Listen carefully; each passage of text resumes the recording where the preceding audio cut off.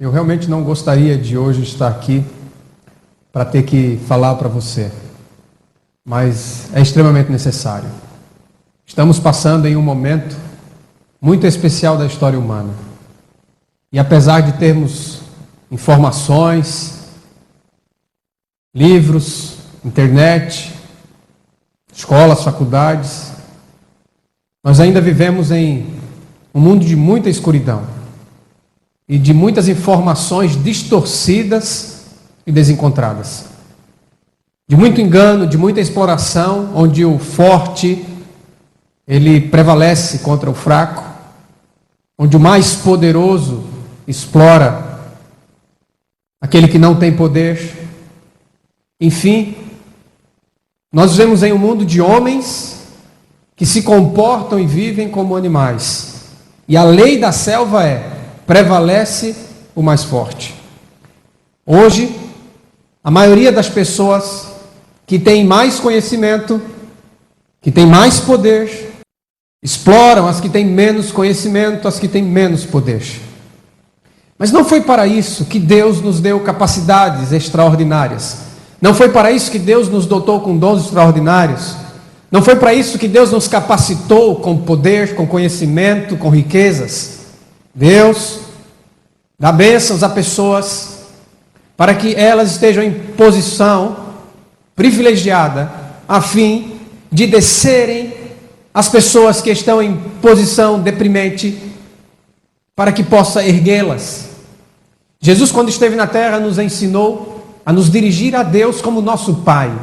Ora, se Ele é nosso Pai, e Ele é justo, e Ele é amor, como está escrito, então, meus amigos, significa dizer que, como um Pai justo, Ele dá aos seus filhos em igualdade, como filhos de Deus, como seguidores de Jesus Cristo, como irmãos que somos, em nome de Jesus, temos os mesmos privilégios, temos a mesma posição, temos o mesmo conforto e as mesmas facilidades. Se somos fortes, é para fortalecer os fracos. Se somos mais capacitados, é para ajudarmos os menos capacitados, para que eles, como nós, tenham acesso aos mesmos privilégios. Bem, de todas as injustiças e distorções deste mundo, não há como negar que a mais aberrante de todas é a distorção religiosa, dos ensinamentos da Bíblia, e através da iluminação do Espírito Santo, dos estudos da Palavra de Deus, nós necessitamos continuar descobrindo, estudando e aprendendo as coisas de Deus. E hoje, quero convidar você para estudar o tema sobre os dízimos praticados nas religiões. Possivelmente você devolve fielmente 10% de tudo aquilo que você ganha para a sua igreja, para a sua religião. A questão é, esse dízimo de 10% daquilo que você ganha do seu salário, ele é bíblico? Ele foi praticado pela igreja de Jesus Cristo? Ele foi praticado pelos apóstolos? Os missionários da Bíblia, do Novo Testamento, eles viveram de um dízimo? A questão é, meus amigos, até que ponto aquilo que nós estamos acreditando, vivendo e ensinando é realmente o ensinamento da Escritura Sagrada?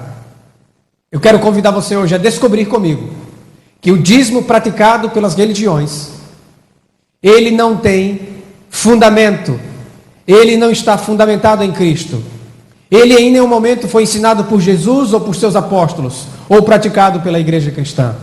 A pergunta é, quem inventou esse dízimo de dinheiro praticado nas religiões de hoje, chamadas igrejas? Porque se você fizer esse curso inteiro e acompanhar os demais vídeos, nós vamos explicar o que é religião, o que é igreja, vamos explicar sobre o dízimo, sobre pastores, e você vai entender esses assuntos à luz do ensinamento de Jesus Cristo e da Bíblia Sagrada, de maneira que você será beneficiado com a luz do Evangelho de Jesus Cristo. Por isso, eu quero convidar você neste momento a dirigir o seu pensamento a Deus, a voltar o seu coração para Deus e abrir a Escritura para descobrir este assunto. Você hoje vai descobrir que o dízimo praticado pelas religiões é uma invenção da idade medieval. Foi inventado por um governo religioso no século VI, no século VII, no século VIII da nossa era. 500, 600, 700 anos depois de Jesus Cristo. E ele não é de nenhuma forma, absolutamente, o dízimo da Bíblia. O dízimo da Bíblia, em primeiro lugar, queremos esclarecer, é um dízimo de 10% daquilo que a terra produzia e daquilo que os fazendeiros dos seus gados produziam. Era uma lei cerimonial, provisória, transitória, que servia para sustentar uma família sacerdotal humilde, pobre e que não detinha poder de governo sobre as pessoas.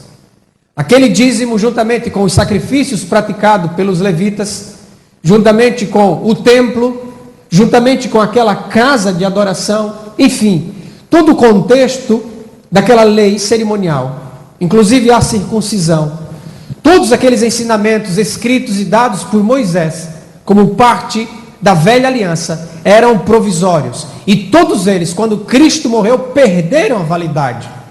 Até Cristo morrer, a lei de Moisés ainda estava em vigor. E ainda era correto seguir aquela lei, como uma luz menor que guiava para a luz maior, verdadeira, definitiva, que é Jesus Cristo. Mas até então, aquela luz, ela era uma luz provisória, que deveria então finalmente ser abolida por Cristo na cruz do Calvário. Vejam só, os homens que seguiam a Escritura Sagrada antes da vinda de Jesus, eles andavam seguindo a lei cerimonial, mas na vinda de Cristo, então agora eles participariam de uma nova aliança, feita no sangue de Jesus Cristo, não no sangue de animais. Portanto, eu quero convidar você a abrir a Bíblia no livro de Levítico, no livro escrito por Moisés, o terceiro livro da Bíblia. E ali, depois que Deus dá as instruções para a criação de um santuário na terra, que era uma figura provisória do santuário celestial, então Deus dá as diretrizes do que eles devem fazer. E Deus também escolhe uma família dentre as 12 tribos de Israel para ser a família sacerdotal, que era a família de Levi, do profeta Moisés. E dentro desta família ele escolhe uma família, a família de Arão, o irmão de Moisés, para ser a família sacerdotal, que deveria então oficiar, servir, que deveria praticar as leis cerimoniais no santuário. E ali Deus então ele estabelece uma maneira pela qual aqueles homens se dedicariam exclusivamente à obra sacerdotal. De que eles viveriam? Bem, em primeiro lugar, era proibido a eles ter qualquer propriedade. Eles deveriam ser um povo humilde, porque eles simbolizariam Jesus Cristo, que é o sumo sacerdote, é o verdadeiro sacerdote, o único sacerdote entre Deus e os homens, o único mediador, do qual aqueles sacerdotes eram apenas figura. Por isso eles deveriam ser humildes, de vida humilde, deveriam viver entre os pobres, não poderiam ter propriedades. Era-lhes assegurado unicamente a sua casa. Eles deveriam ter uma casa para morar, mas nada de riquezas, nada de luxos, nada de salários, não. Eles então trabalhariam unicamente, exclusivamente pela comida, e daí então Deus estabeleceu aquilo que nós conhecemos como dízimos. Então vamos ler o texto bíblico, o texto de Levíticos, capítulo 27, versículo 30 ao 32. Também, todas as dízimas da terra, tanto dos cereais do campo como dos frutos das árvores, são do Eterno, santas são ao Eterno. Se alguém das suas dízimas quiser resgatar alguma coisa, acrescentará a sua quinta parte sobre ela. No tocante às dízimas do gado e do rebanho, de tudo que passar debaixo do bordão do pastor, o dízimo será santo ao Senhor. Não se investigará se é bom ou se é mau, nem o trocará. Isto é, não vai se verificar se o décimo animal, o décimo gado, ele é doente ou ele é são, ele é cego ou tem algum defeito. Não. Não importa como seja o décimo animal da sua fazenda, o décimo deve ser dedicado ao Senhor, entregue então para o serviço sacerdotal. Mas, se de algum modo o trocar, um e outro serão santos, não serão resgatados. Verso 34, Levítico 27, 34. São estes os mandamentos que o Senhor ordenou a Moisés para os filhos de Israel no Monte Sinai. Então vejam o que diz o texto bíblico. O texto bíblico diz que é para dizimar aqueles que produzem grãos na terra, as dízimas da terra. Então, se você produz grãos, disse Moisés ao povo de Israel, então vocês que produzem grãos devem separar 10% da colheita para dedicar ao serviço de Deus, para sustentar a 12ª parte de um povo, de uma nação de milhões de homens.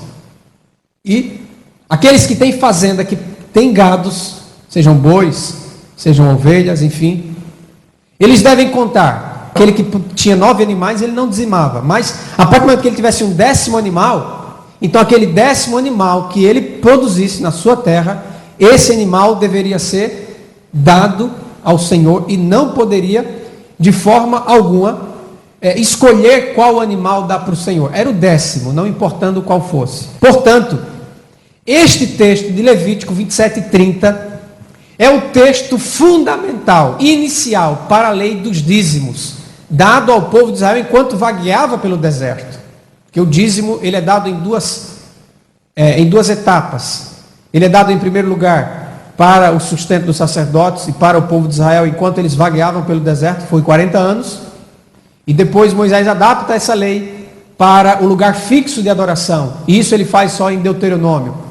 Então, esse texto aqui de Levítico 27:30 é o texto base para a lei dos dízimos. Havia outros tipos de profissões, diríamos assim, no meio do povo, mas nenhum outro tipo de profissão dizimava na Bíblia.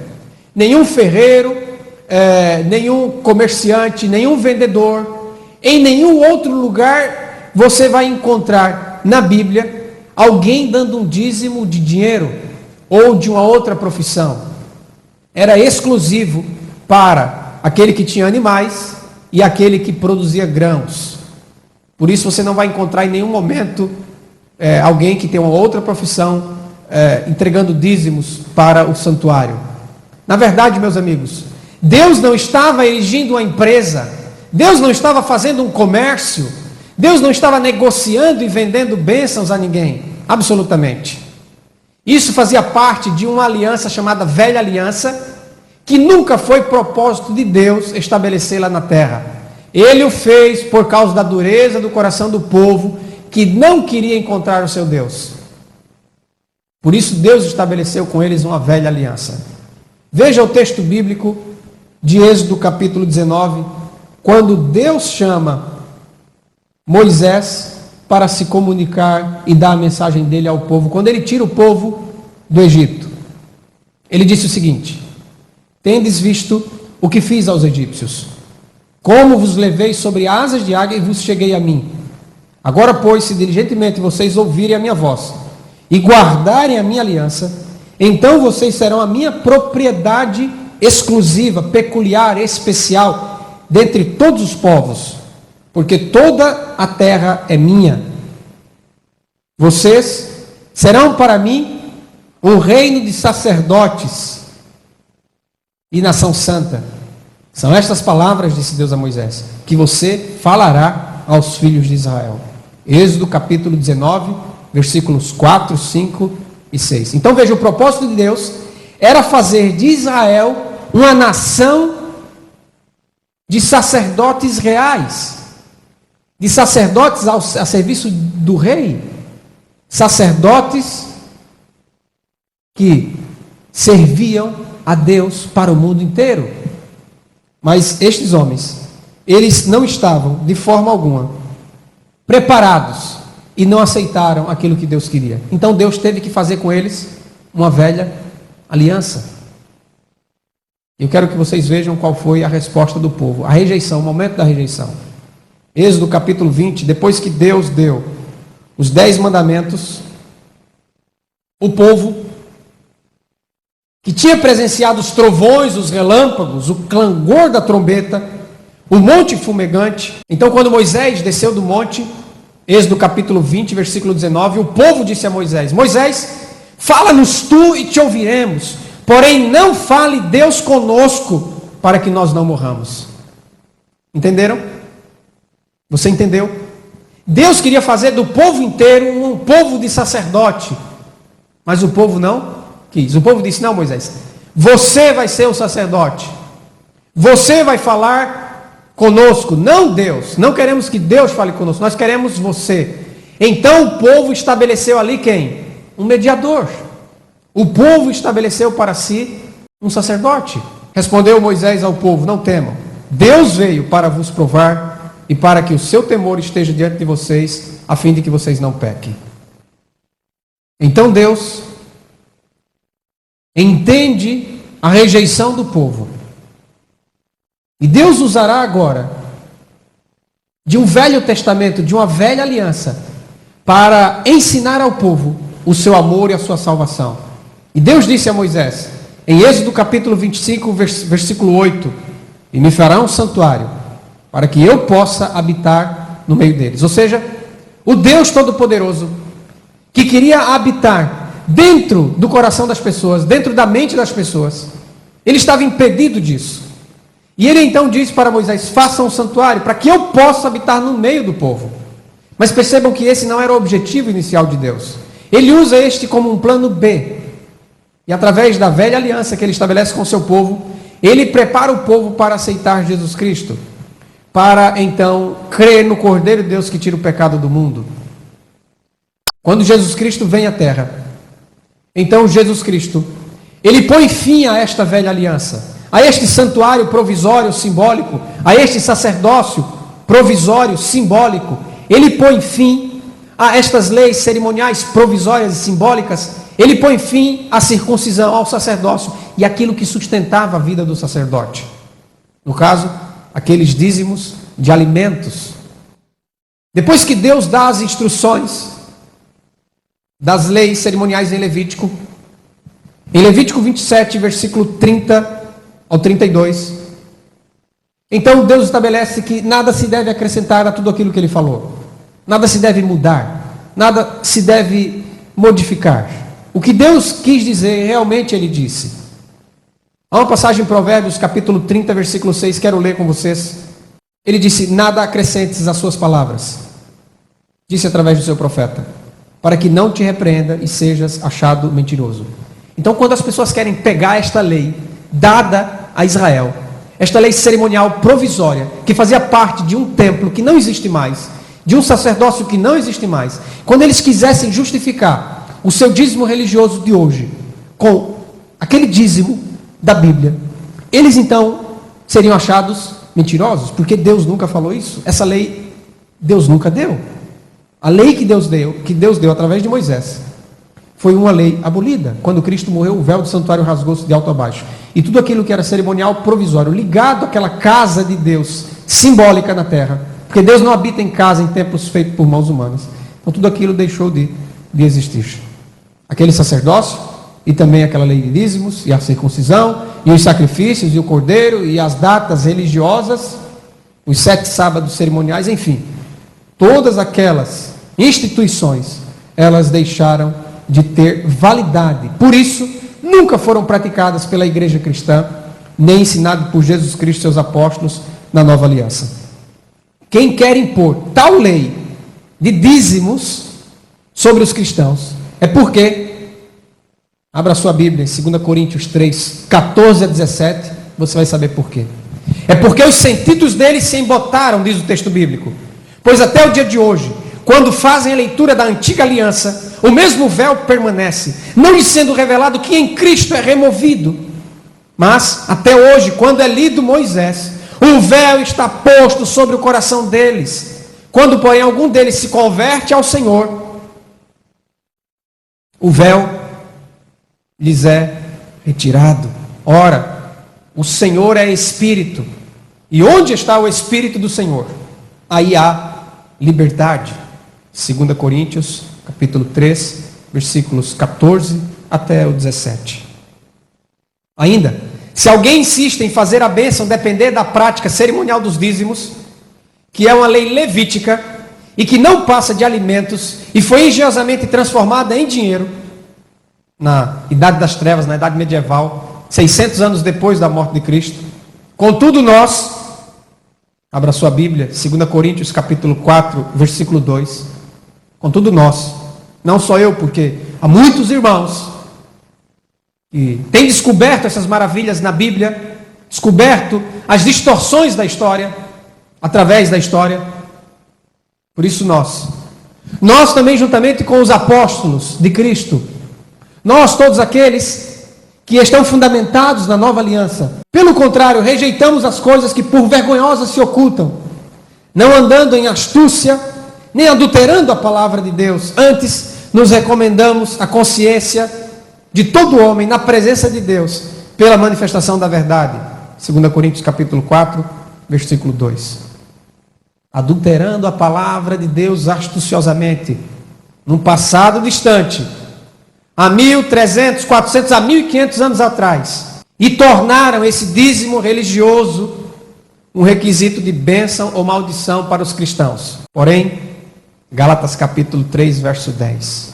Porém, todos quantos, pois, são das obras da lei, estão debaixo de maldição, porque está escrito: maldito todo aquele que não permanece em todas as coisas escritas no livro da lei para praticá-las.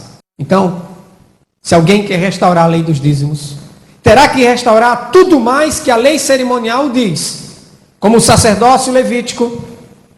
Vai ter que procurar onde é que tem levita no mundo, para chamar eles para restabelecer um sacerdócio, porque o dízimo era para eles. E outra, viu? Não é dízimo de dinheiro, não. Aí tem gente que diz assim: não, mas naquele tempo na Bíblia não tinha dinheiro. Quem ensinou isso a você? Está completamente alheio à história da Bíblia ou à história comum. Dinheiro existe desde que existe civilização. Abraão comprou a sepultura da sua esposa com o que, diz a Bíblia? Com dinheiro. José, quando seus irmãos foram comprar trigo no Egito, foram comprar trigo com o quê? Com dinheiro. E tudo isso é anterior a Moisés. O que mais que era feito com dinheiro, segundo a história bíblica ou a história comum? Escravos eram comprados com o quê? Com dinheiro. O próprio José foi vendido por dinheiro pelos seus irmãos. Examine a Bíblia e você vai ver que Abraão tinha muito dinheiro, diz a Bíblia. Tinha prata, Abraão tinha ouro, Abraão tinha muito dinheiro, escravos comprados e escravos nascidos em sua casa. É lógico, porque Deus não estabeleceu um sacerdócio para viver de dinheiro do povo. Porque aquele sacerdócio deveria simbolizar Jesus Cristo, deveria ser humilde, deveria ter uma vida completamente desobstruída dos bens materiais. Deveria ser um povo dedicado exclusivamente à obra da caridade e da misericórdia. Nós vamos ver ainda neste vídeo como nós podemos dar dinheiro para Deus, e vamos descobrir que não tem nada a ver em dar dinheiro para fortalecer um governo religioso. O governo religioso foi inventado primeiro e depois como sustentar esse governo religioso. Então eles inventaram a lei falsa, que eles chamaram de dízimo, para poder dar suporte financeiro para o governo deles, que nada mais é do que a criação de um domínio falso, que futuramente nas outras palestras você vai descobrir exatamente o que é esta abominação desoladora. Então, se alguém quiser restaurar a lei dos dízimos, terá que restaurar tudo mais que a lei cerimonial diz. O sacerdócio vai ter que ir lá no Monte Sião, destruir a mesquita e reconstruir o templo de Israel, lugar onde tinha que ser levado obrigatoriamente os dízimos, porque era obrigado pela lei levar o dízimo ali. Terá também que restaurar os rituais do santuário, porque são inseparáveis do próprio santuário. E isto é a parte mais difícil de fazer, porque vai ter que comprar uma guerra com os muçulmanos, né? Também terá que restaurar a circuncisão, os sacrifícios, os rituais, os 7 sábados cerimoniais, enfim, tantas leis dadas ali por Moisés.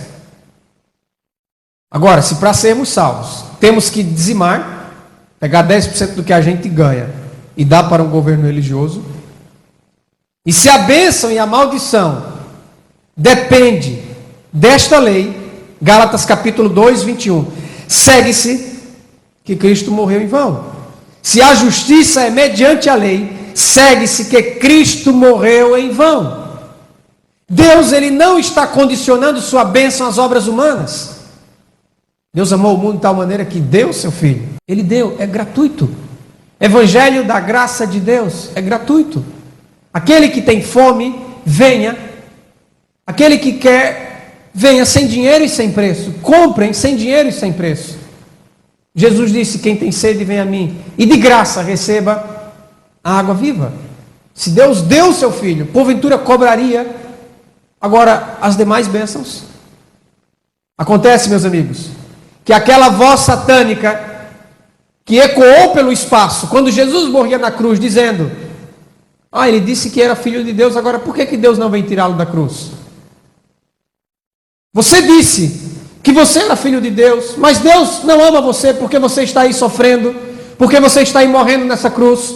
Esta pregação satânica foi copiada pelos seguidores de Satanás, pela deturpação das religiões, ensinando que Deus só está com aqueles que têm prosperidade financeira.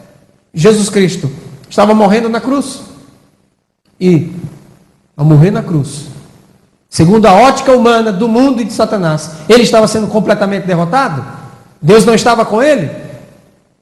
Acontece, meus amigos, que nós não podemos medir se Deus está conosco ou não pelos bens materiais. Todos os apóstolos foram pobres e morreram pobres. E a maioria esmagadora de todos os cristãos que hoje existem no mundo são pobres. Muitos deles não têm o que comer. Mas não significa que eles não são abençoados por Deus. Porque Deus tem um reino, mas é o reino dos céus, não é da terra. Nós aqui somos peregrinos e estrangeiros, não temos aqui morada certa. Nada do que há aqui neste mundo, e inclusive está escrito: não amem o mundo nem as coisas que há no mundo. Eu não estou dizendo que não podemos ter coisas aqui. Eu estou dizendo é que se temos ou não temos, isso não depende de um favor exclusivo de Deus, em troca de alguma coisa que você está dando para Ele. Se fosse assim, todos os cristãos sinceros seriam riquíssimos, os mais ricos da terra. Então o reino dos céus não seria dos céus, seria da terra. Nós agonizamos agora e sofremos agora por amor a Jesus Cristo, para então, como Jesus Cristo foi humilhado, nós completemos a sua humilhação, para que quando Ele se manifestar em glória, nós também sejamos manifestados em glória com Ele. De Cristo vos desligastes, vós que procurais justificar-vos na lei, da graça decaístes. Gálatas capítulo 5, versículo 4, continuando o texto bíblico: porque nós, pelo Espírito, aguardamos a esperança da justiça que provém da fé, porque em Cristo Jesus nem a circuncisão nem a incircuncisão tem valor algum, mas a fé que atua pelo amor. Vocês corriam bem. Quem vos impediu de continuar a desobedecer a verdade? Paulo dirigiu estas palavras aos cristãos da Galácia, porque eles, enganados por falsos cristãos, que ainda insistiam com a lei de Moisés, diziam que eles não seriam salvos se eles não circuncidassem. Meus amigos, o que a circuncisão era para os judeus, é a lei falsa dos dízimos para os cristãos hoje. Eles impõem a mesma coisa, e da mesma forma decorrem na mesma condenação. O dinheiro se tornou hoje, para as ordens religiosas e para os cristãos, que eles conseguem dominar, um fator de bênção ou de maldição. Deveriam, contudo, modificar o nome de dízimo, porque o dízimo bíblico não tem nada a ver com o dízimo religioso praticado hoje. Deveriam mudar o nome para imposto religioso, mensalão religioso, tributo religioso, qualquer outro nome, mas não pode usar o nome dízimo bíblico, porque isto é corromper, modificar, adulterar a palavra de Deus. O dízimo é uma lei cerimonial de alimentos para um sacerdócio levítico da lei de Moisés, pertencente a um sacerdócio imperfeito, provisório, de um templo feito por mãos humanas, cujos serviços foram completamente abolidos. O dízimo de hoje, praticado pelas igrejas, não é o dízimo bíblico, e também não pode ser assim chamado. É como o batismo praticado com um pouco de água na cabeça.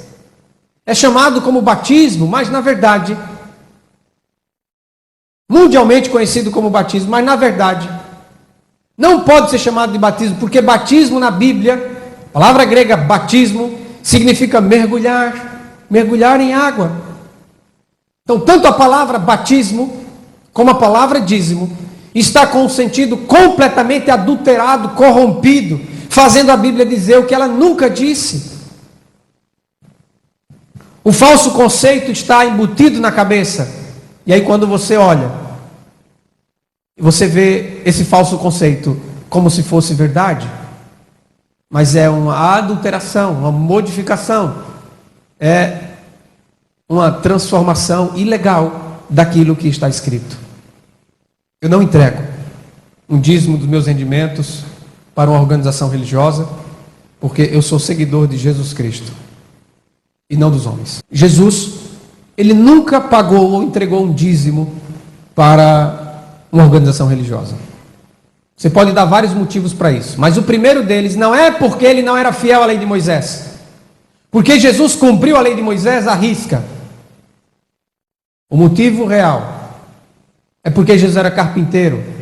Carpinteiro não dizimava, era produtor de grãos que dizimava, era produtor de gado que dizimava. Jesus não tinha fazenda, Jesus não era agricultor, Jesus era carpinteiro. Por isso Jesus nunca dizimou. Mas ele foi fiel à lei de Moisés. Em todo o tempo ele cumpriu a lei de Moisés. Mas não com respeito aos dízimos, porque ele era carpinteiro. A promessa da salvação, segundo está escrito em Apocalipse 2:26, Jesus disse: é para o vencedor, aquele que guardar até o fim as minhas obras. Jesus Cristo, ele não estabeleceu o dizimar como uma obra sua que deveria ser imitada, nem tampouco dos apóstolos, nem de qualquer cristão. Não há um verso na Bíblia em que a igreja de Cristo praticava a lei dos dízimos. Nem Paulo, nem Pedro, nem João, nem Tiago, nem Barnabé, nem nenhum dos cristãos do Novo Testamento, na igreja de Cristo, nenhum deles, em nenhum momento, em nenhum lugar da Escritura, é dito que eles praticavam essa lei de dízimos. A lei levítica com o sacerdote, os dízimos que o sustentavam, a circuncisão, sinal desta velha aliança, o templo, que era chamada casa de oração, casa de Deus, um lugar físico, um lugar fixo para adorar a Deus, os rituais e os sacrifícios, tudo isso era um ensino provisório, Gálatas 3:24, e serviu de aio para nos conduzir a Cristo, a fim de que fôssemos justificados por fé. E tendo vindo a fé, já não estamos subordinados ao aio. O aio é uma expressão jurídica para significar que quando você é um menor e os seus pais, eles estão ausentes, eles faleceram, algum motivo assim, a palavra é usada curador. Então você, segundo a justiça, é colocado na tutela de um curador, até que você complete a maioridade. Você é dito como sendo colocado em escravidão. Uma criança, um escravo. A mesma coisa no contexto do que Paulo está ensinando. Quando chega o momento da maioridade, então você assume plenamente propriedade daquilo que é seu, mas que ainda não estava em seu poder. Jesus Cristo, ele veio e ao morrer na cruz do Calvário, e ao pregar a verdade, Ele nos tirou da escravidão do aio, de tudo aquilo que era provisório, de tudo aquilo que era uma luz menor, porque Ele é a luz maior, verdadeira, total, definitiva. Assim, o templo construído por mãos humanas, o sacerdócio carnal, imperfeito e mortal, os dízimos que o sustentava com comidas, pois jamais foram dinheiro, as bebidas, as abluções e toda sorte de rituais, constituíam a lei cerimonial que foi dada por Moisés 430 anos depois de Abraão, Gálatas 3:24, e era sombra, Hebreus capítulo 9, versículo 10, era sombra dos bens vindouros, os quais não passam de ordenanças da carne, baseadas somente em comidas, bebidas e diversas abluções, impostas até o tempo oportuno da reforma. É nesse momento agora que muitos vão pegar o profeta Malaquias, vão abrir lá em Malaquias capítulo 3:10 e dizer que quem não dá o dízimo para a igreja está roubando Deus. Meus amigos, eu já vi texto bíblico ser distorcido, mas esse é o pior de todos. Em primeiro lugar, temos que lembrar que Malaquias defendeu a lei dos dízimos de alimento de que falou o profeta Moisés, para que houvesse comida no templo e jamais dízimo de dinheiro. Isso ele falou porque viveu no regime da lei de Moisés 400 anos antes da vinda de Jesus Cristo. Malaquias mesmo foi claro em seu discurso, baseado no que ele mesmo disse, a aliança de Levi, Malaquias capítulo 2, verso 8. Malaquias escreveu para defender a lei de Moisés, Malaquias capítulo 4, versículo 4. Malaquias é um profeta da velha aliança e não da nova aliança. Se você for seguir o que Malaquias disse, você terá que pegar 10% do que o seu gado tem, 10% do que o seu grão produz, e levar lá para Jerusalém e entregar. Não é para a tribo de Judá, não é para qualquer israelita, é para a tribo de Levi. Malaquias foi um profeta da velha aliança e não da nova aliança. Depois que Jesus Cristo veio, 400 anos depois de Malaquias, e ele morreu na cruz do Calvário, Efésios capítulo 2, verso 15, diz que ele aboliu na sua carne, porque ele é o Cordeiro de Deus que tira o pecado do mundo. Ele aboliu na sua carne, ele destruiu completamente com aquilo que era provisório, a lei dos mandamentos na forma de ordenanças. E Colossenses capítulo 2, 24, tendo cancelado o escrito de dívida que era contra nós e que constava de ordenanças, o qual nos era prejudicial, removeu-o inteiramente, encravando na cruz. Desta forma, não há um verso no Novo Testamento em que algum cristão praticou a lei de Moisés quanto aos dízimos. É por isso, meu irmão, minha irmã, meu amigo, que nenhum profeta do Novo Testamento se levanta contra esta igreja que não dizimava, que não praticava essa lei de dízimos. Por quê? Porque era uma lei de Moisés. Ora, a igreja do Novo Testamento, tão próspera, tão grande, tão expansiva, nunca praticou essa lei dos dízimos de Moisés. Mas nenhum profeta se levantou para repreendê-lo, como fez Malaquias, em Israel 400 anos antes. Mas quando algum cristão quis obedecer à lei cerimonial, circuncidando-se, então se levantaram profetas no Novo Testamento para dizer que não estavam obrigados a restaurar a lei de Moisés, que Jesus Cristo, ao morrer, aboliu esta lei provisória. Se alguém está pensando que tem que pegar 10% do que ganha para sustentar um pastor, o dízimo do seu salário, a pergunta é: onde está no Novo Testamento este verso? Amigo, em lugar nenhum. Nunca a igreja de Cristo ou qualquer cristão recebeu dízimo no Novo Testamento. Esse mandamento foi promulgado pelo homem e não por Jesus Cristo, nosso pastor, o único pastor verdadeiro a quem devemos seguir. Afinal de contas, temos que responder à pergunta: então, quem inventou esse dízimo de dinheiro? Quando inventou esse dízimo de dinheiro? Por que inventou esse dízimo de dinheiro? Para que inventaram esse dízimo? No 6º século, depois da morte de Jesus, quando a igreja de Cristo não era como nos dias apostólicos, então já nem podemos dizer que era a Igreja de Cristo, conhecida desde aquele tempo como Igreja Romana, ou Católica Romana, do Papa, foi quem inventou esse dízimo. No início, era algo voluntário, para sustentar o novo governo que se estabeleceu na terra. Até então, todos os governos da história do mundo eram governos religiosos, mas nenhum deles era um governo em nome de Jesus Cristo. Surgiu agora no cenário mundial um novo governo religioso em nome de Jesus Cristo, e era uma mescla de Roma com uma mistura dos ensinamentos de Jesus Cristo. Isso foi uma novidade, um governo religioso de Jesus Cristo. Então, esse governo precisava de poder, e vocês sabem que eles teriam poder no dinheiro. Esse novo governo, que é uma continuação do Império Romano religioso não cristão, ele usou o nome igreja.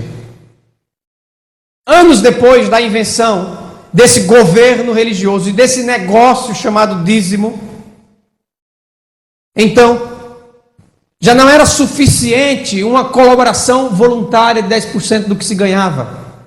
Foi então que em 785, depois de Cristo, o fervoroso rei Franco, da França, Carlos Magno, fervoroso, zeloso, defensor do catolicismo romano, então ele criou esse dízimo praticado pelas igrejas até o dia de hoje.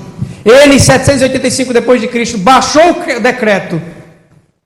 o decreto do dízimo praticado hoje ainda pelas religiões. Onde você pode encontrar e fundamentar isso historicamente? Bem, para você ver a história da criação do dízimo religioso, você pode consultar a enciclopédia Rialp, enciclopédia americana.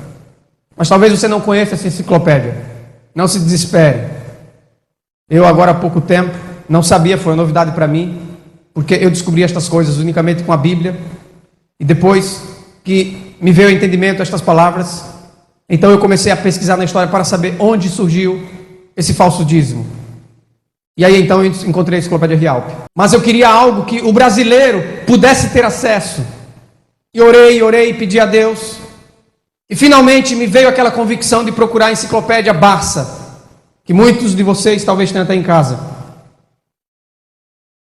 Eu abri a enciclopédia Barça no verbete dízimo.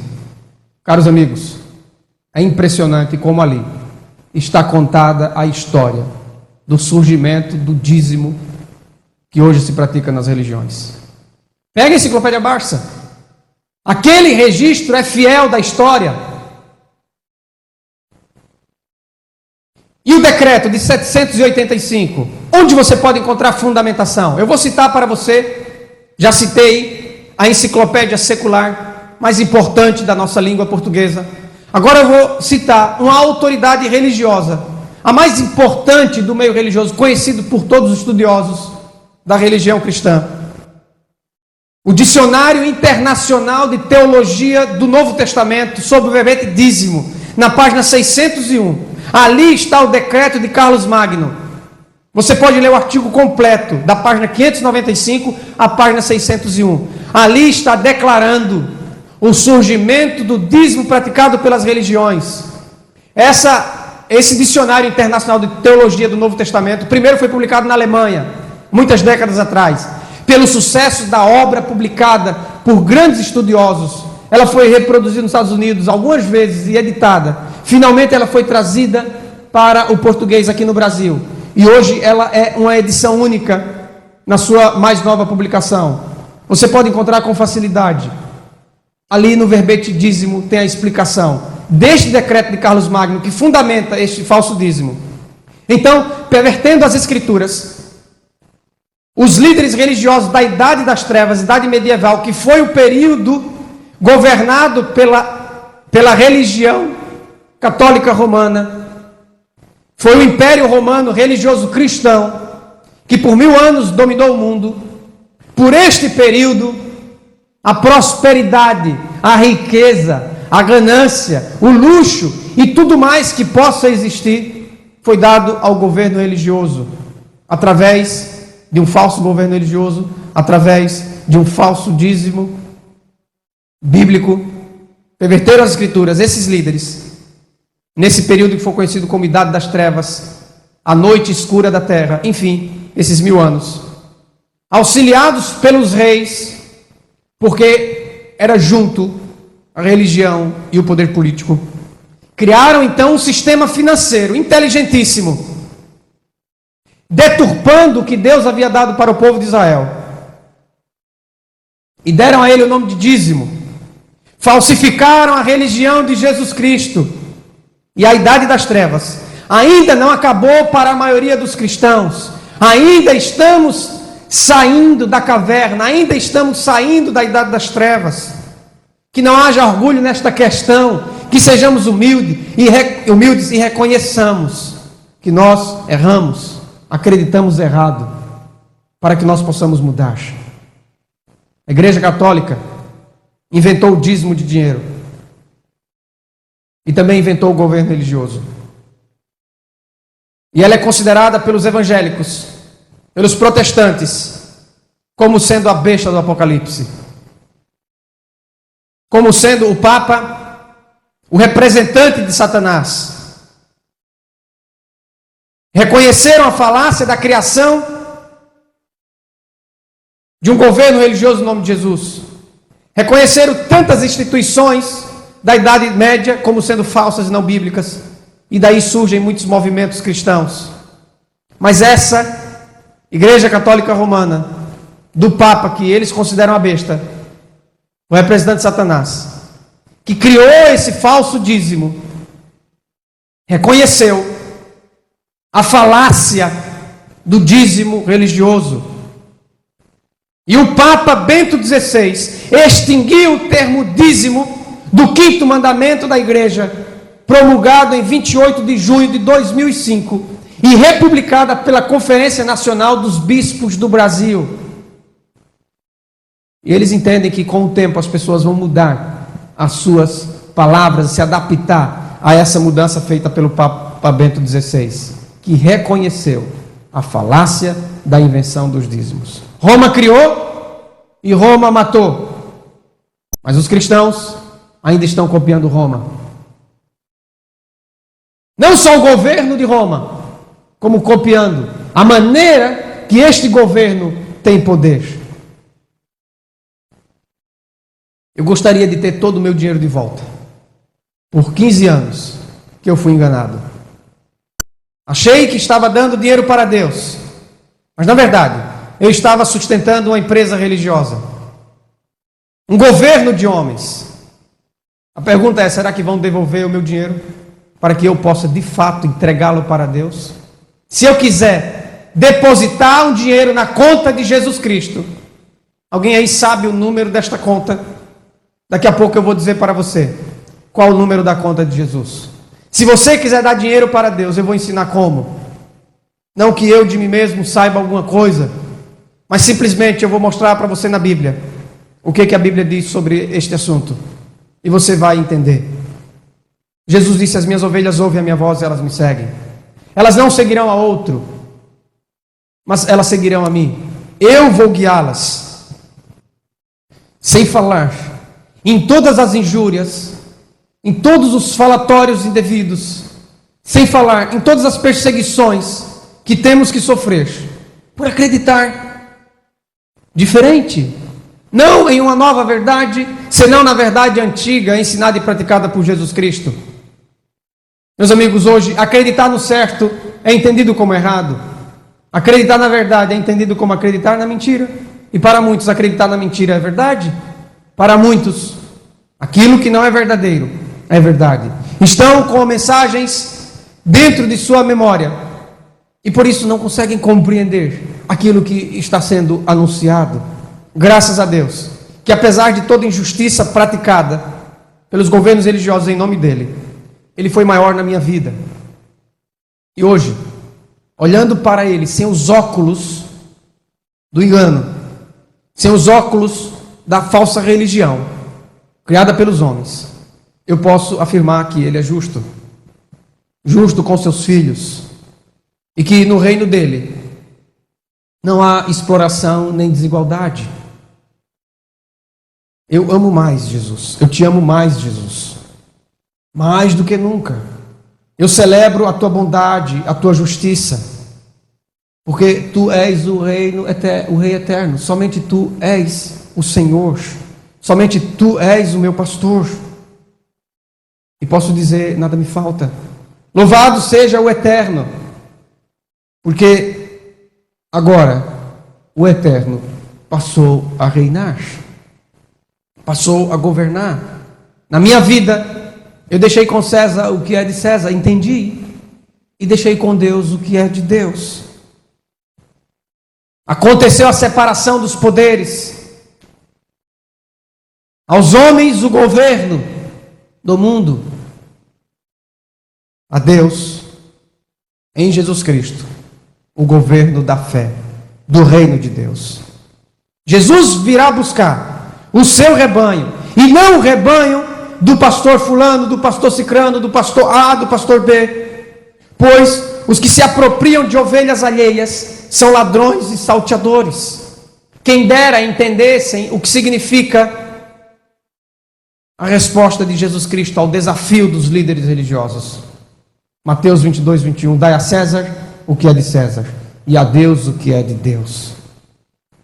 A cara de César ainda está no dinheiro brasileiro, e o rosto de Deus está no rosto de todos os homens. O teu rosto, Jesus, está no rosto dos homens, dos fiéis, dos pequeninos, dos esquecidos, dos explorados, dos fracos, dos pobres. Que os líderes religiosos entendam esta mensagem e deixem o governo deste mundo com os mundanos, e deixem o governo religioso com Jesus Cristo. Agora é o momento de aproveitar a democracia. Se candidatem a líderes legítimos no mundo do povo e possam, em nome do povo, pelo povo e para o povo, governar, mas não fazer isso em nome de Deus. Quando os apóstolos pensaram em um governo religioso liderado por Cristo e partilhado com eles, Jesus lhes disse, Marcos capítulo 10, verso 42 a 45. Primeiro Jesus chamou eles assim, e aí Jesus falou assim: vocês sabem que os que são considerados governadores dos povos têm-nos sob o seu domínio, e sobre eles as suas autoridades, os seus maiorais, aqueles que são maiores, postos em cima, exercem autoridade. Marcos 10, 42. Mas entre vocês não é assim. E aí vem a pergunta: como é, Jesus? Se não é assim uma pirâmide, então como é? Jesus disse, é o contrário. Continuando, Mateus 10, 43. Se alguém quiser se tornar grande entre vocês, ou seja, se alguém quer se colocar acima entre vocês, será esse o que vos serve. E quem quiser ser o primeiro em privilégios, que é o primeiro lugar, será servo de todos. Pois o próprio Filho do Homem não veio para ser servido, mas para servir e dar a sua vida em resgate por muitos. Marcos 10, 42 a 45. Foi isso que Jesus disse aos apóstolos que estavam equivocados, pensando que Deus teria um governo na terra, e então Jesus iria governar e eles governariam com Jesus, teriam poder, autoridade, estariam colocados acima, no pináculo da pirâmide. Mas a questão é que Jesus disse, se você quiser ser o primeiro, então seja o último. Ou seja, todos os irmãos têm o mesmo privilégio, são irmãos, são iguais. O único que está acima deles é Jesus Cristo. Então, se você quer ter uma posição maior, você está enganado, ele disse aos apóstolos. Vocês têm que descer para o mais baixo nível. Ou seja, você vai ser o último a comer, se você quer ser maior do que os outros. Você vai ser o último a ter uma casa, se você quer ser maior do que os outros. Maior aqui não é sentido de orgulho, é sentido de se colocar acima, em posição maior, de elevação. Então você será o último em todas as coisas. É isso que Jesus disse para repreender aquele falso engano que estava na mente dos apóstolos, de querer ser superior, acima, governo, domínio sobre homens. Enquanto os fariseus exerciam governo religioso sobre as pessoas, elas não puderam receber o único e verdadeiro pastor, nem puderam entrar no reino de Deus, ou seja, no governo de Deus. E eles mesmos, enquanto exerciam a administração religiosa, eles mesmos não deram a Deus o que é de Deus. Enquanto existir governo religioso, o homem estará tomando nas mãos o que é de Deus. Só Deus pode governar sobre os fiéis. E isso ele faz através unicamente de Jesus Cristo. Os líderes religiosos estão aprisionando pessoas a si mesmas, aprisionando os homens à sua forma de fé. A vida dos homens que confiam em sua liderança religiosa é transformada à base da pirâmide do seu governo religioso. Quando Jesus falava do reino dos céus, é porque é dos céus mesmo, e não da terra. Eu continuo orando, agora mais do que nunca, com uma clareza maior. Venha Deus, venha a nós o teu reino, que venha o reino dele, porque o reino dele está vindo. Mas enquanto este reino não vem, ele é um reino espiritual que está no meio dos homens e que está dentro dos filhos de Deus. São Lucas 17, 20 e 21. Jesus foi interrogado pelos fariseus sobre quando viria o reino de Deus. E Jesus respondeu para eles. Sabe por que eles fizeram essa pergunta para Jesus? Porque muitas pessoas estavam sendo expulsas da religião, do templo, da igreja. E elas estavam agora sem um lugar fixo para adorar a Deus. Elas estavam agora sem um governo religioso para dedicarem a sua devoção. Mas elas estavam agora entendendo a verdade. Por isso eles perguntaram, quando vai vir esse reino? Nós queremos ver para onde que as pessoas vão, a quem que elas vão estar submissas. E aí então Jesus responde. Ele disse, não vem o reino de Deus com visível aparência. Nem vão dizer, ele está aqui ou lá ele está, porque o reino de Deus está no meio de vocês. Jesus responde assim aos fariseus, o reino de Deus está no meio de vocês, o governo de Deus, o domínio de Deus está no meio de vocês, e vocês não estão percebendo, porque o reino de Deus é espiritual, ele acontece agora espiritualmente, falando no coração daqueles que se tornam filhos de Deus através de Jesus Cristo pela fé. Você pode entrar agora no reino de Deus, ao sair do reino, do governo, do domínio dos homens, e livre se tornar súdito do reino de Deus, e Deus adota você, muito mais do que um súdito, um escravo. Ele faz de você filho, e você se torna filho do rei, e então você participa do reino de Deus, como filho. Quem rejeita qualquer governo religioso, e faz de Jesus o seu único pastor, vivendo as práticas e os ensinamentos de Jesus Cristo, ensinamentos estes de caridade, então ele está vivendo a religião de Deus. O que passa disso é a religião dos homens. Através do governo religioso, então os mercadores da fé, como empresários que são, praticam o mercado ilegal e clandestino, o comércio das almas, de pessoas. O nome do negócio, igreja. Os nomes sagrados, Deus, Jesus, Bíblia, são apenas usados como propaganda do negócio, como produtos de um mercado. Aquele que não poupou o seu próprio filho, antes por todos nós o entregou, porventura não nos dará graciosamente com ele todas as coisas? Romanos 8,32. Em Cristo nos foram dadas todas as coisas, todas as bênçãos de Deus. Não há bênção maior para recebermos posteriormente. Se Jesus é o seu pastor, nada falta para você. Todas as bênçãos Deus já lhe deu. Ele não precisa de dinheiro para abençoar você. Em nenhum momento As bênçãos já são nossas pela fé, por acreditarmos em Jesus Cristo. Nós já temos tudo que Deus nos prometeu. Mas como os homens estabeleceram líderes religiosos para si mesmos, então há uma fome insaciável. Os homens estão perdidos, sendo conduzidos por outros homens. Jesus disse: cegos guiando cegos.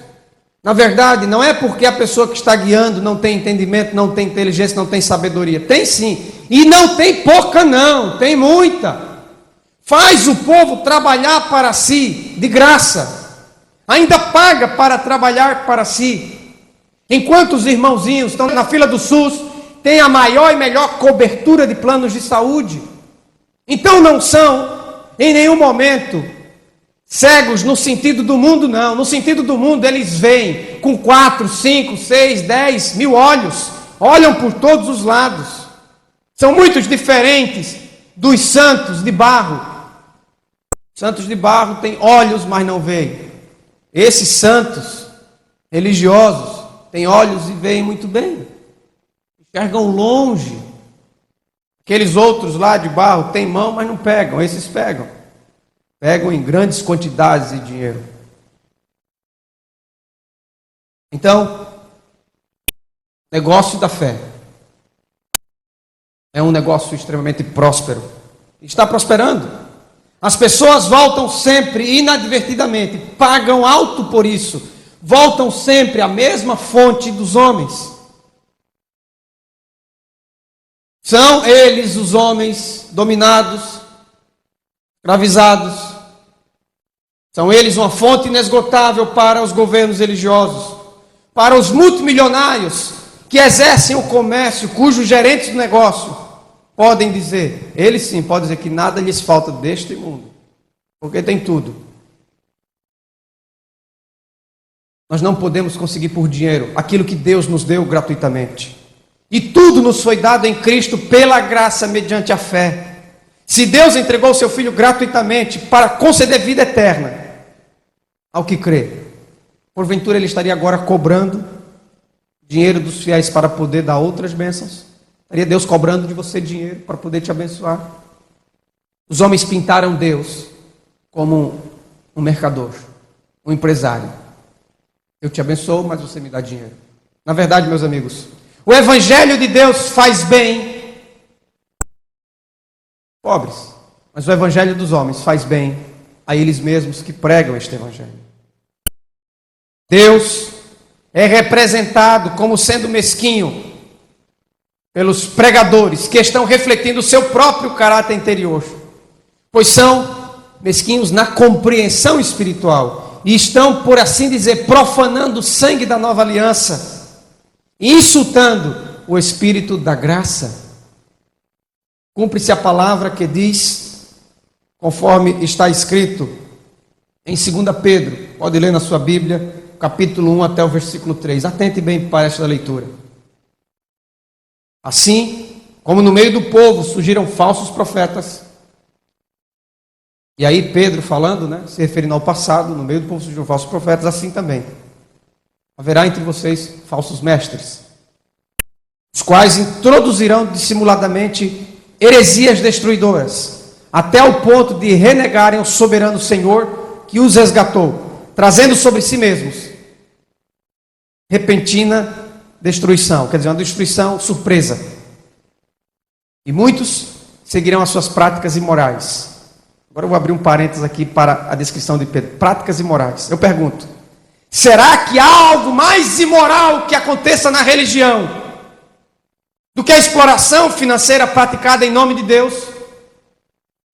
Será que há algo mais imoral que possa existir do que pastor fazendo campanha de cura na sua igreja e dizendo que a pessoa faça um sacrifício, que venda o seu apartamento ou que pegue 10% do que ele ganha e dê para a igreja? E daí, se a pessoa vai e bate o carro, ou se a pessoa vai e está passando por um problema na sua família, um problema financeiro, ou se ela perdeu o emprego, daí o pastor vai na sua casa e diz, irmão, você está sendo fiel nos dízimos, irmão, isso é porque você falhou. No entanto, meus amigos, Enquanto os irmãos têm que depender da fé para viver neste mundo, os líderes religiosos dependem disso aqui. O irmãozinho, para ter saúde, tem que depender da cura. O líder religioso tem plano de saúde. O irmãozinho tem que crer na fé que o carro dele vai ser guardado, mas o líder religioso tem plano, tem seguro do seu carro, tem seguro de vida, tem a melhor escola para os seus filhos, tem a melhor casa da cidade, do bairro. E o irmãozinho, não é pecado ter casa, ter piscina, ter carro, viajar o mundo inteiro, se hospedar no hotel de 5 estrelas. Pecado é fazer isso em nome da religião, em nome de Deus. Isso é um pecado grave. Há muitos homens de Deus fazendo isso. Há muitos homens de Deus colocados no lugar errado. Mas eles são homens de Deus, mas não o suficiente para perceber que almoçar na churrascaria de R$50, enquanto tem muitos irmãos que não têm o que comer. Eles são homens de Deus, mas não que enxerguem suficiente para perceber que isso é pecado. Quero chamar a sua atenção agora para você depositar dinheiro na conta de Jesus Cristo. Eu não sabia, mas eu descobri que Jesus Cristo tem uma conta corrente, e você pode depositar o dinheiro diretamente para Ele. E faça isso, e você será realmente recompensado. E você vai ver que aqui não tem um jogo de interesses, nem Deus está comprando você, nem a sua fé. Continuando ainda Pedro, 2 Pedro, capítulo 2, versículo 1 a 3. E muitos seguirão as suas práticas imorais, e por causa deles será difamado o caminho da verdade. Meus irmãos, existe maior difamação do caminho da verdade que possa o governo religioso estar dando com as suas práticas imorais de toda espécie? Por que isto acontece? Por que o líder religioso estuprou a criança, estuprou a mulher? Por que o líder religioso saiu com a mulher do irmão? Por que há casos de pedofilia? Aí dizem, não, isso acontece em todos os lugares. Meu irmão, isso acontece em todos os lugares, sim, meu amigo. Mas isso não acontece onde Deus governa. Isso acontece onde o homem governa.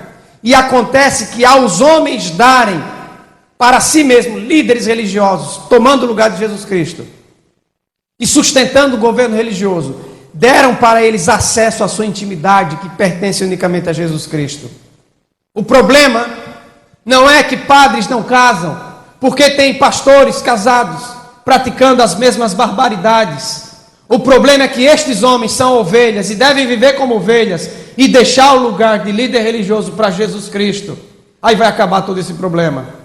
Nós temos que matar o mal na raiz. É uma expressão. Ou seja, nós temos que resolver o problema na sua origem. E a origem do problema é liderança religiosa. Homens sendo guiados por homens.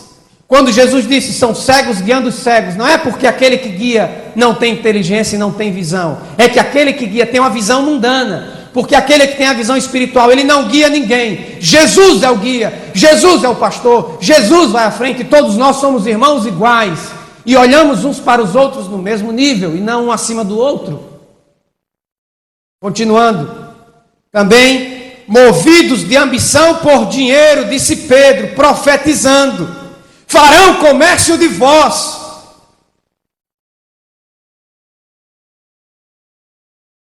Com palavras fictícias, palavras inventadas, farão comércio de vós com invenções.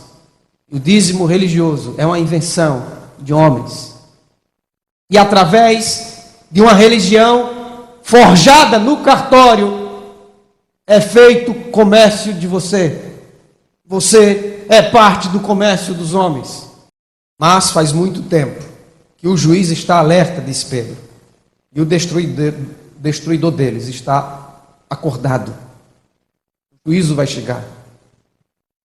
E no dia do julgamento, quando todos tiverem que comparecer perante Deus, Deus não vai perguntar se você deu 10% do que você ganha para sustentar um governo religioso. Deus não vai perguntar o tamanho e o comprimento do seu cabelo ou da sua saia. Deus não vai perguntar se você não faltou a um culto. Não. Jesus deixou claro o critério do julgamento em Mateus 25, você pode ler a partir do verso 31. E o critério do julgamento é aquilo que você fez em relação às palavras de Jesus Cristo. Deus, Ele não está vendendo as suas bênçãos. Deus não é um negociador, um empresário. Se algum dia você se sentir constrangido quando entrar dentro de um lugar que você chama de igreja, e ali você ouvir um discurso religioso, acusando você, te repreendendo, insistindo, quem sabe até agressivamente envergonhando você, chamando você de ladrão por não entregar 10% que você ganha para o sustento do governo religioso, para a pregação do evangelho, isto é, para os cofres da organização religiosa, ou por qualquer outra exigência que aquele lugar chamado igreja fizer para com você, então você pode processar a referida empresa religiosa por praticar tal infâmia e vergonha, por danos morais, enfim. A mais distorcida parte da Escritura que pode existir no mundo, até onde eu consegui compreender, é aquela que fala Malaquias capítulo 3, versículo 10. Eu quero citar só como exemplo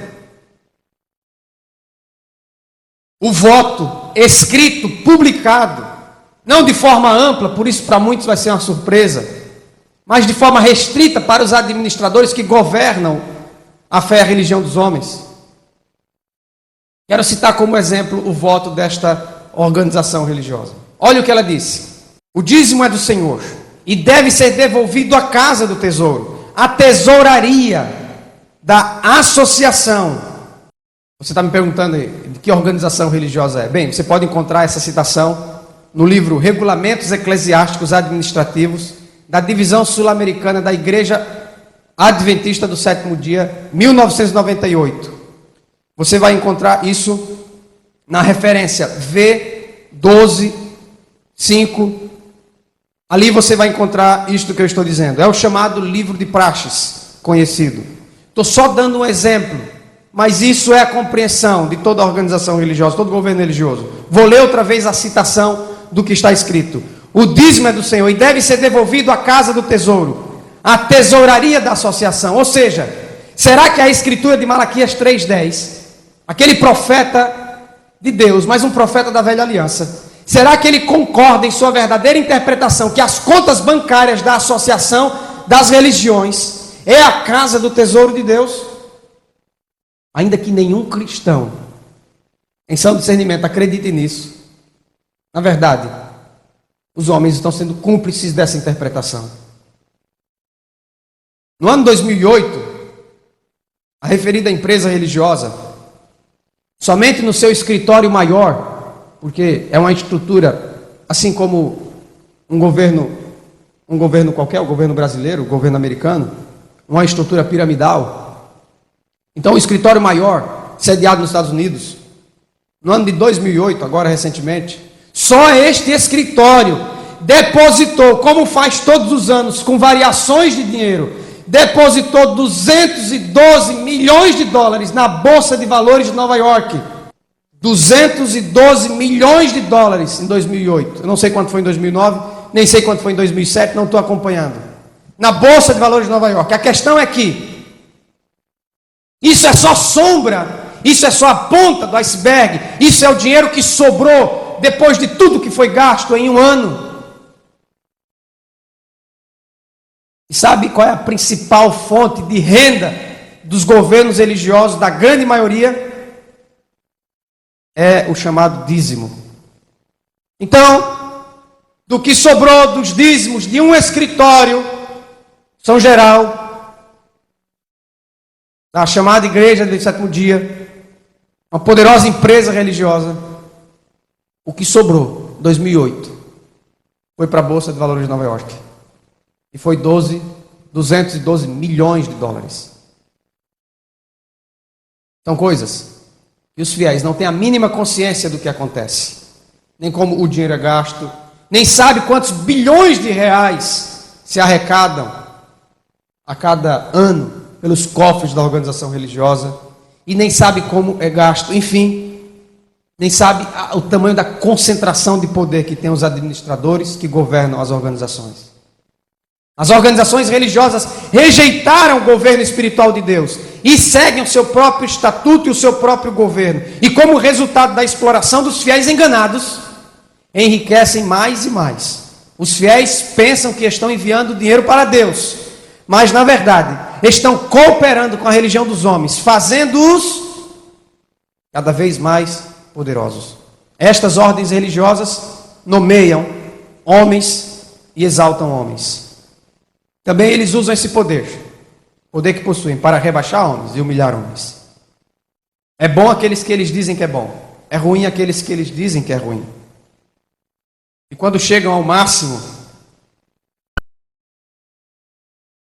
da sua tolerância, eles simplesmente eliminam. Mas quando eles chegarem ao máximo da tolerância de Deus, cairão todos em um só dia. Todos eles. Exatamente como foi com Jerusalém. Que antes tinha sido a menina dos olhos de Deus, como disse Zacarias capítulo 2, versículo 8.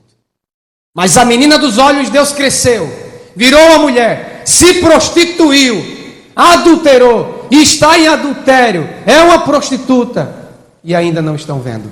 Assim foi com Israel, assim foi com Roma, assim foi com as demais organizações religiosas, os demais segmentos religiosos. Todos copiaram o governo da terra, oposição ao governo de Deus.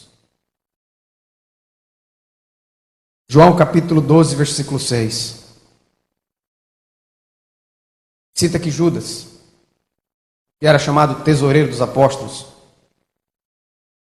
ele repreendeu Maria, a Madalena, por ter dado uma oferta a Jesus de um perfume cheiroso, derramando sobre a sua cabeça, sobre os seus pés. Então Judas, ele repreendeu a atitude daquela mulher, porque deu diretamente para quem? Para Jesus. Judas, ele queria ser o atravessador da bênção que aquela mulher estava retribuindo, da bênção que aquela mulher estava desfrutando, enfim, da bênção que era aquela mulher e do seu contato direto a Jesus Cristo. Judas queria se colocar no meio dos dois. Judas não entendia. Judas era diabo. Mas ele não foi diabo sempre. Ele se torna com as rejeições progressivas. Ninguém é diabo simplesmente porque acredita no erro. Se torna diabo por continuar acreditando no erro, quando a verdade é anunciada e proclamada. João 12,6 diz que Judas disse isso, não porque tivesse cuidado dos pobres, mas porque era ladrão, e tendo a bolsa tirava o que nela se lançava. Quando Paulo foi pregar e teve um encontro com os apóstolos que foram chamados antes dele, Gálatas 2,10, Paulo disse que a única coisa que eles recomendaram a Paulo foi que se lembrasse dos pobres, o que também ele disse, me esforcei por fazer, Gálatas 2,10. E depois, quando Paulo prega a igreja de Coríntios, 2 Coríntios 9,9, ele diz, como está escrito, distribuiu, deu aos pobres, e a sua justiça permanece para sempre. Hoje, a palavra de Deus vai ensinar você como ajudar financeiramente a obra de Deus. Como depositar dinheiro diretamente na conta de Jesus Cristo. Mateus 25, 31 a 46. Vou ler de uma forma resumida. Jesus disse, tive fome e você me deu comida. Eu tive sede e você me deu bebida. Eu era um mendigo e você me hospedou, arrumou uma casa para mim. Eu estava nu e você me vestiu. Eu era enfermo e você foi me visitar. Talvez você não tinha o poder de me curar, mas você foi lá me ver, no leito de morte. Não diz que você foi me curar, diz que você foi me ver. Eu estava preso e você também foi me ver. Jesus Cristo se tornou homem, se identificou com todo homem.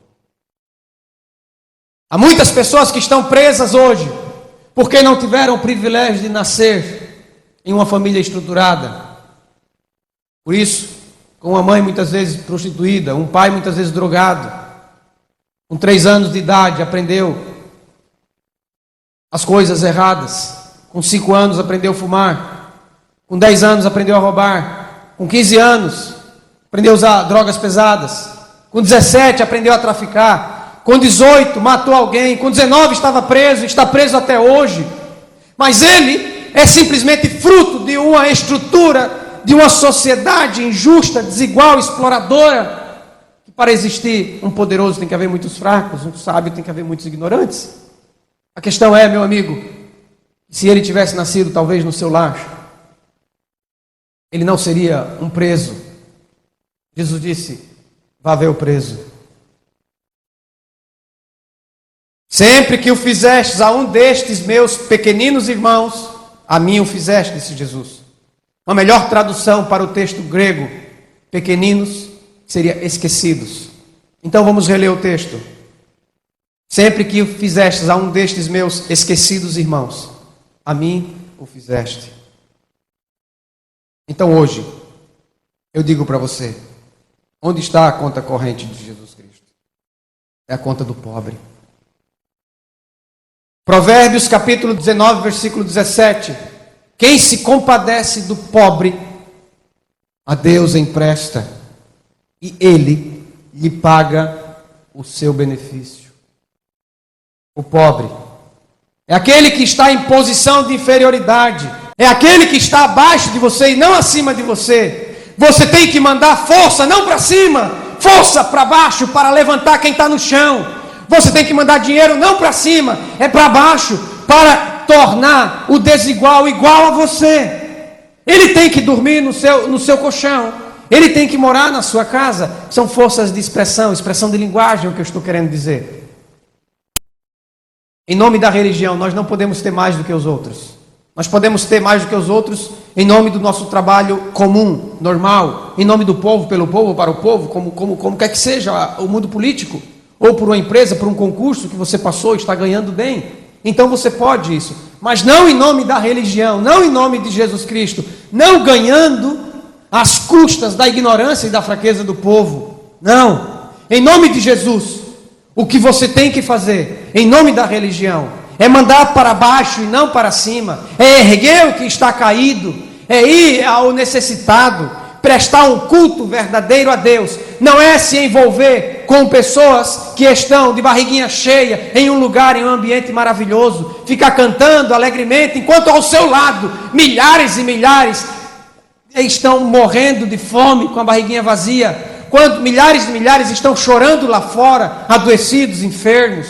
Nós temos os nossos problemas, e não é em uma casa chamada igreja que serão resolvidos, não, é na vinda de Jesus Cristo. Temos que olhar para Jesus, ignorar os nossos problemas e ir atrás daquele que estão com problemas maiores do que os nossos, e em nome de Jesus ajudar essas pessoas.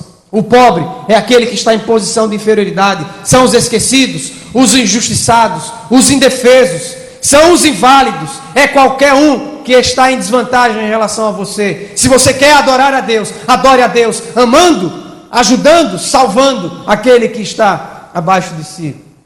Hoje nós aprendemos que o dízimo das religiões é falso, e dar dinheiro para Deus, ou para a obra de Deus, ou para Jesus, é dar para os necessitados.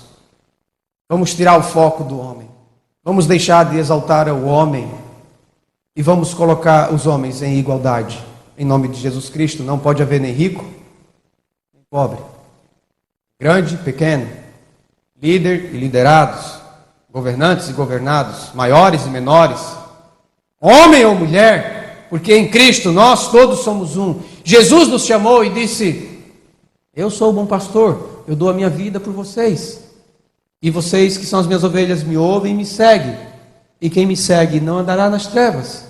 Ele disse que haveria um só rebanho e um só pastor, um só rebanho de ovelhas iguais, que se alimentam igualmente, que têm a mesma gordura e o mesmo peso, que dormem no mesmo pasto, que bebem da mesma água. A religião de Cristo, a religião de Deus, que é Jesus Cristo, torna os homens iguais em privilégios, torna os homens iguais em paternidade.